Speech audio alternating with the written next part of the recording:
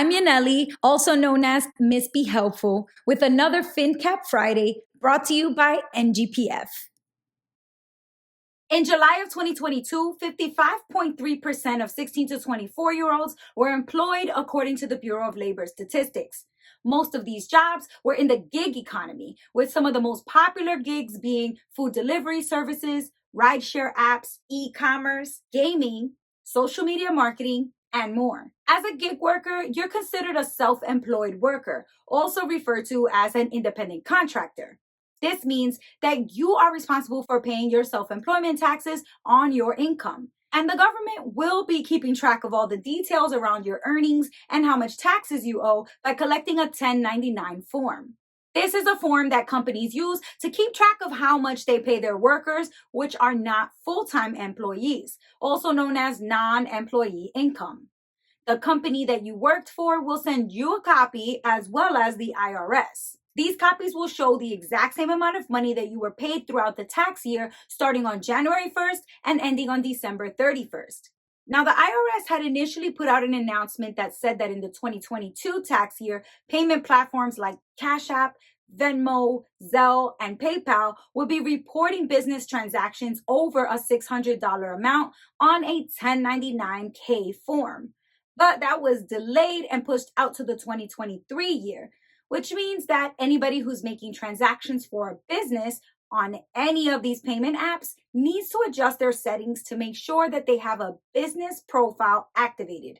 Otherwise, the IRS will think that they're just making payments to their family and friends, and they won't be able to accurately record the business income or revenue.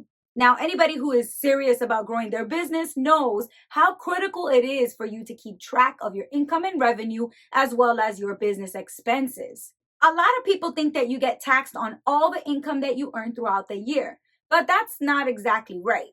Most tax filers will opt for the standard deduction, which is a set dollar amount that you can deduct from your taxable income, and that reduces the amount of income that you get taxed on. The standard deduction for single tax filers went up between 2022 and 2023 due to record high inflation rates.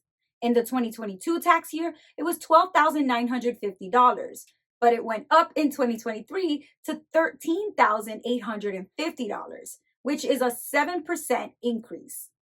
Now, in addition to all of this, if you have business income, you're also able to deduct qualified business expenses from your taxable income. This includes mileage or gas that drivers spend money on if they're working for rideshare apps or delivering food, as well as any equipment that you buy in order to create content as a social media influencer, and a lot of other types of expenses that are related to your work. Now, if you have a business and you're confused about what exactly qualifies as a business expense, then you should consult with a tax professional. Many of them offer free consultations in the community or online.